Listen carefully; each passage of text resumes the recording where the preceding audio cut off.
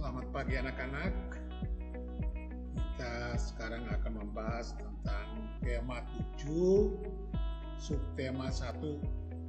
Tema 7-nya yaitu tentang indahnya keragaman di negeriku. Sedangkan subtema 1-nya adalah keragaman suku bangsa dan agama di negeriku. Kita akan bahas dalam itu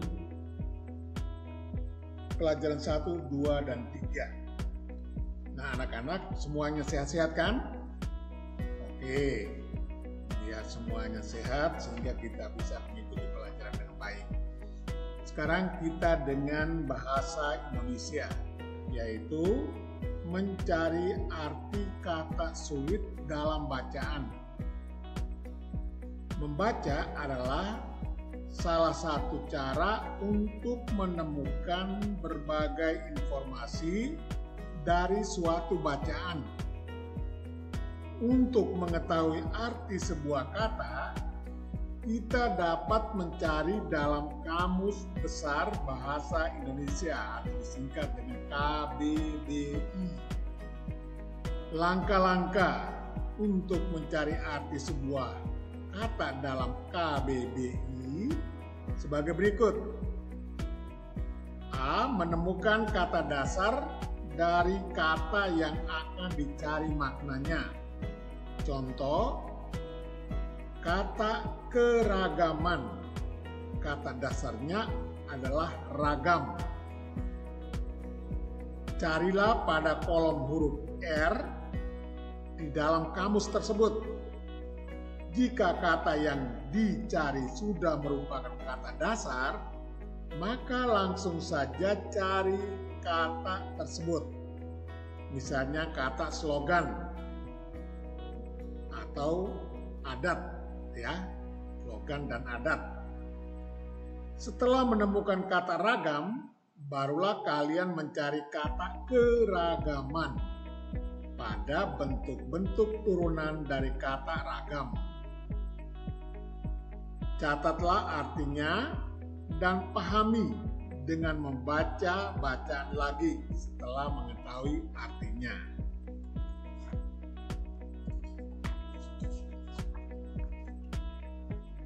Berikut menentukan pokok pikiran dalam bacaan, yaitu 1. Pokok pikiran adalah ide utama dari sebuah paragraf. Pokok pikiran disebut juga pikiran utama atau gagasan utama atau gagasan pokok. Cara menentukan pokok pikiran pada paragraf sebagai berikut. A. Membaca seluruh kalimat dalam paragraf. B. Menandai kalimat awal, kalimat akhir, atau kalimat awal dan kalimat akhir paragraf. Berikutnya yaitu menandai pikiran pokok yang terdapat di awal, akhir, atau awal dan akhir paragraf. Kita lihat berikutnya yaitu menuliskan informasi tentang pengetahuan dari bacaan. Di dalam menuliskan informasi tentang pengetahuan dari bacaan, kita harus tahu dulu pengetahuan tentang keragaman suku bangsa dan agama Indonesia. Ini dapat diperoleh dari sebuah bacaan. Dengan membaca kita dapat memperkaya pengetahuan. Yang berikutnya yaitu bacaan yang digunakan untuk mendapatkan pengetahuan biasanya adalah teks non-fiksi. Non-fiksi berdasarkan realita. Teks non-fiksi adalah teks yang dibuat berdasarkan fakta, realitanya itu. Hal-hal yang terjadi dalam kehidupan sehari-hari. Itu namanya non-fiksi. Beberapa hal yang harus diperhatikan pada saat mengidentifikasi informasi dari sebuah teks atau bacaan yaitu membaca judul teks. Judul teks dapat menjadi acuan kita untuk mengetahui apa saja yang dibahas dalam sebuah teks. Membaca keseluruhan isi teks, kemudian mencatat informasi yang dianggap penting ataupun pengetahuan yang belum kalian pahami sebelumnya. Ada dua jenis pengetahuan, yaitu pengetahuan yang belum kita ketahui sebelumnya dan pengetahuan yang telah kita ketahui. Sekarang mendiskusikan informasi baru dalam bacaan. Informasi baru juga dapat ditemukan dengan diskusi bersama teman. Dengan diskusi, kita dapat saling mengetahui informasi yang telah diketahui oleh masing-masing teman. Juga dapat melengkapi satu sama lain. Diskusi yang dapat dilakukan misalnya dalam lingkup kecil, yaitu dengan teman sebangku.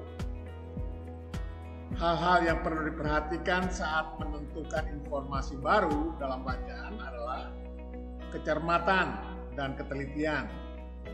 Juga kita harus menjelaskan informasi yang baru diperoleh dengan kalimat yang runtut, jelas dan mudah dipahami. Sekarang kita masuk kepada ilmu pengetahuan alam, yaitu tentang gaya. Apa itu gaya? Gaya adalah dorongan atau tarikan yang dapat menyebabkan benda bergerak atau berubah bentuk. Itu namanya gaya. Untuk melakukan gaya diperlukan tenaga. Contoh, delman dapat bergerak karena tenaga kuda yang menarik kita yang naikin, ya. Pengaruh gaya terhadap benda. Yang pertama, benda yang diam menjadi bergerak, misalnya meja yang didorong, bola yang ditendang, dan gerobak yang ditarik. Yang kedua, benda yang bergerak menjadi diam.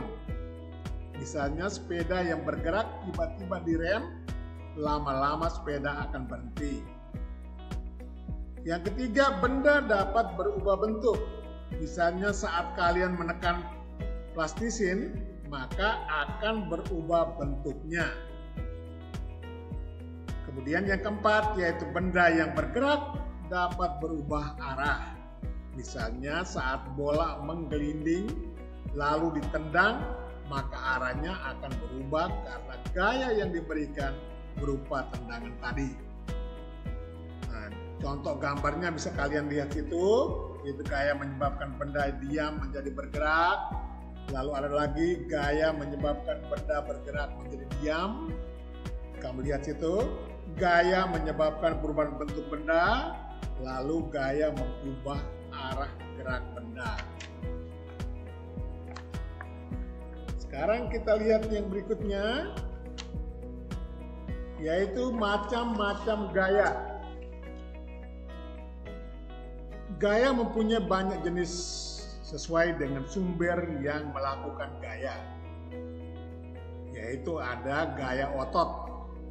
Gaya yang timbul karena aktivitas dari otot manusia.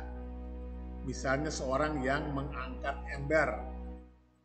Gaya listrik, yaitu gaya yang ditimbulkan oleh benda-benda yang bermuatan listrik. Contoh penggaris mika yang digosokkan pada rambut, lalu dekatkan pada potongan kertas-kertas kecil, maka penggaris tersebut akan menarik kertas-kertas kecil itu. Gaya magnet adalah gaya yang timbul karena tarikan magnet terhadap benda yang terbuat dari logam. Ada dua jenis benda, yaitu benda yang dapat ditarik magnet, misalnya besi dan baja, dan juga tidak dapat ditarik oleh magnet. Itu adalah emas dan aluminium. Gaya gravitasi, ya macamnya gaya itu. Ya, gaya gravitasi bumi adalah gaya yang disebabkan oleh gaya tarik bumi.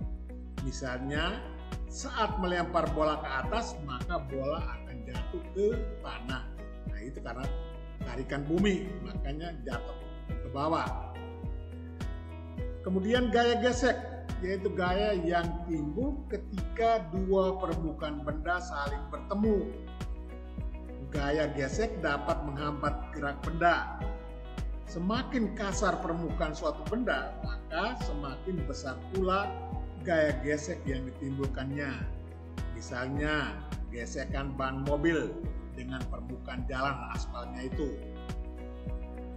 Kemudian gaya pegas, yaitu gaya yang terjadi akibat tarikan atau dorongan terhadap benda yang diakibatkan oleh pegas elastis.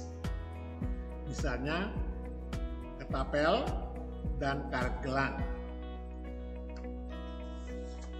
Yang berikutnya kita lihat yaitu mengenai ilmu pengetahuan alam masih, yaitu tentang gaya otot dan pemanfaatannya. Otot adalah suatu jaringan dalam tubuh manusia maupun hewan yang berperan sebagai alat gerak aktif yang menggerakkan rangka tubuh manusia dan organ dalam tubuh. Itu adalah otot. Gaya otot yaitu gaya berupa tarikan atau dorongan terhadap suatu benda yang ditimbulkan atau dihasilkan oleh tenaga otot manusia dan hewan. Misalnya pada saat sedang menarik, mendorong, mengangkat maupun menahan suatu benda, itu kita gunakan gaya otot. Gaya otot dimanfaatkan oleh manusia dalam kehidupan sehari-hari. Seperti kalian lihat pada tabel itu, ada tabel situ, yaitu manfaat gaya otot, memindahkan benda, contoh kegiatan bisa dibaca di situ. Kemudian yang kedua menggerakkan tubuh, itu manfaat juga, bisa baca ke contoh kegiatannya. Lalu melatih dan membentuk tubuh, push up, sit up, pull up, nah itu sudah bisa baca di situ. Kemudian manfaat berikutnya melakukan pekerjaan, memotong, mengayuh dan sebagainya. Kemudian mempertahankan postur tubuh, yaitu berdiri, duduk dan jongkok. Contoh kegiatannya itu.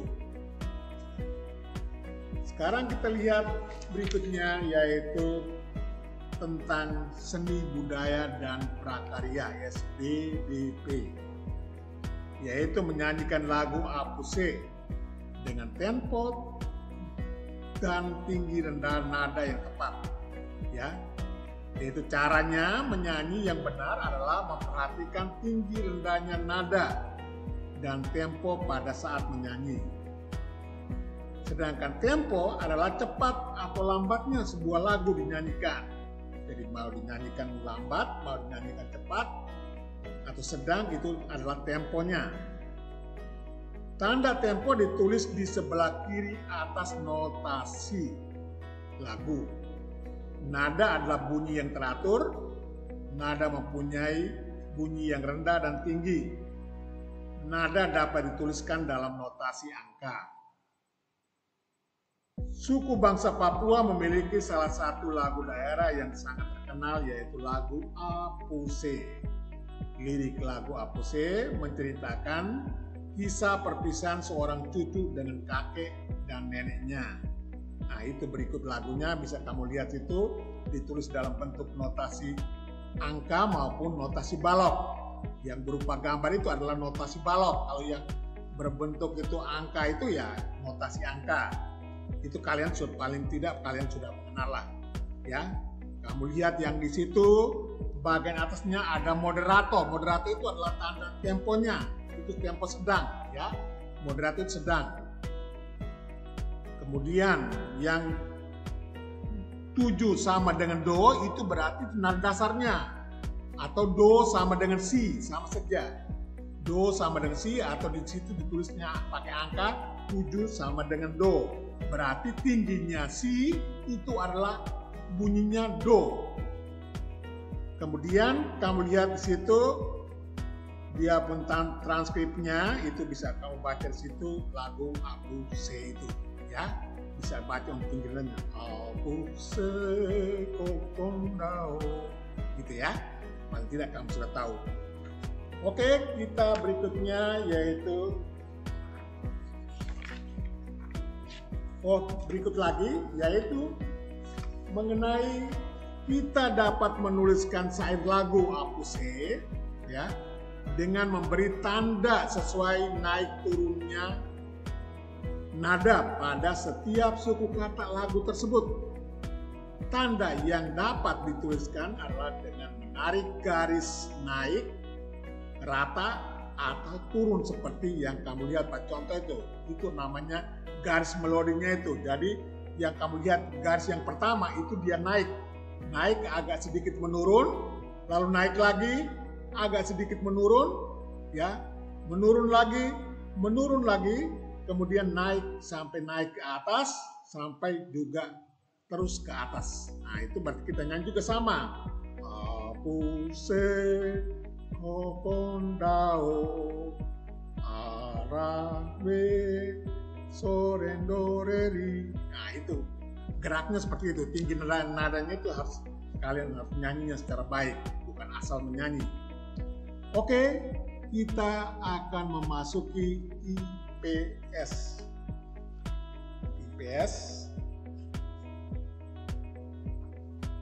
Ilmu pengetahuan alam.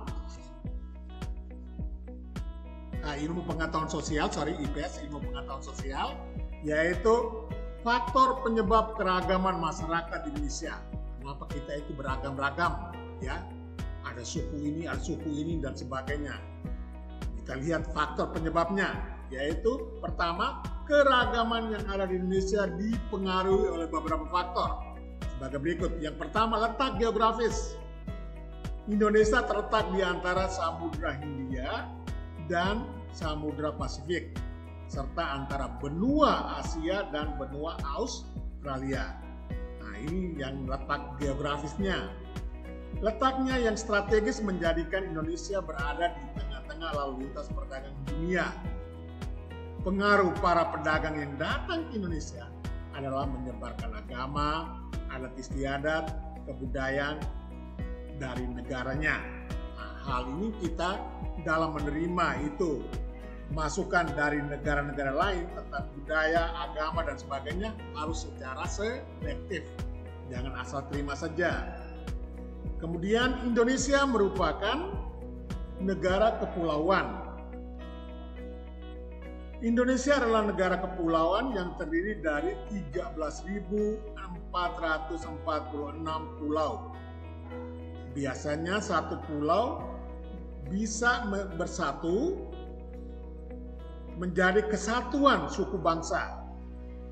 Setiap suku bangsa memiliki kebudayaan masing-masing, ya. Jadi kebudayaan suku Sunda beda dengan kebudayaan suku Batak, ya, dan sebagainya. Perbedaan kondisi alam ini juga yang menyebabkan keragaman masyarakat di Indonesia. Indonesia terdiri dari belasan ribu pulau dan dibatasi oleh wilayah berupa lautan. Juga memiliki banyak pegunungan, gunung berapinya maupun gunung matinya.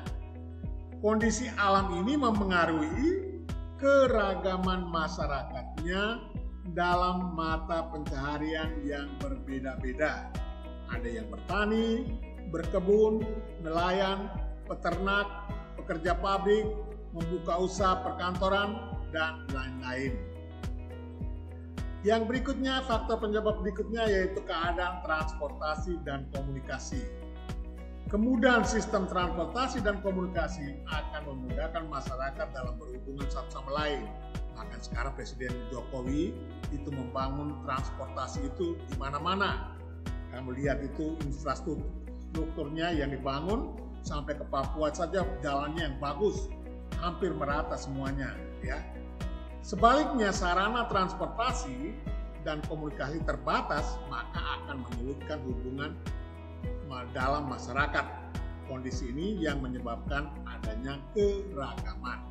Kita dari satu pulau ke pulau yang lain, kalau tanpa transportasi yang baik, ya kita bagaimana kita bisa berkomunikasi, kan begitu. Kemudian penerimaan masyarakat terhadap perubahan. Masyarakat yang terbuka terhadap suatu yang baru baik dari dalam maupun dari luar, membawa pengaruh terhadap adanya keragaman. Masyarakat yang tinggal di perkotaan lebih mudah menerima orang asing maupun budaya yang dibawa, sedangkan masyarakat di daerah pedalaman mayoritas lebih sulit untuk menerima budaya dari luar. Mereka malah mempertahankan budayanya sendiri. Kemudian kita masuki kepada PPKN, yaitu tentang keragaman suku bangsa Indonesia. Keragaman suku bangsa Indonesia itu dapat dilihat pada tabel di bawah itu. Mister hanya bacakan saja 1-2 contoh, yang lainnya tinggal kalian membacanya. Yaitu Aceh, itu dengan Aceh, suku Alas, suku Gayo, Gayo Lut, Gayo Lawes, Singkil, Simeu Leu, Lue, Aneu, Kim, Tamiang, dan Pluet. Nah, itu satu contoh itu. Sumatera Utara, ini karena kita di sini banyak yang Batak ya. Batak Angkola, Batak Karo, Batak Mandailing, Batak Pakpak, Batak Simalungun, Batak Toba, Ulu, dan Nias. Termasuk wali kelas 4B ya. Itu juga dari Sumatera Utara. Yang lainnya dapat kalian bacakan di situ. Sekarang kita lihat berikutnya, yaitu mengenai sikap persatuan dan kesatuan dalam menjaga keragaman suku bangsa di NKRI. NKRI itu singkatan dari Negara Kesatuan Republik Indonesia. Kita lihat sikap persatuan dan kesatuannya, yaitu mau berteman dengan siapa saja tanpa membeda-bedakan, ya, menghormati orang lain yang memiliki suku berbeda dari kita, tidak mengejek teman karena memiliki logat bahasa yang berbeda. Ya, itu saja yang kita pelajari hari ini. Nanti untuk pembelajaran berikutnya kita akan memasuki dengan pembelajaran tentang materi-materi yang lain. Oke anak-anak, sampai kita bertemu lagi pada pembelajaran berikutnya. Semoga semuanya sehat selalu dan siap untuk mengikuti pembelajaran. Goodbye and see you next.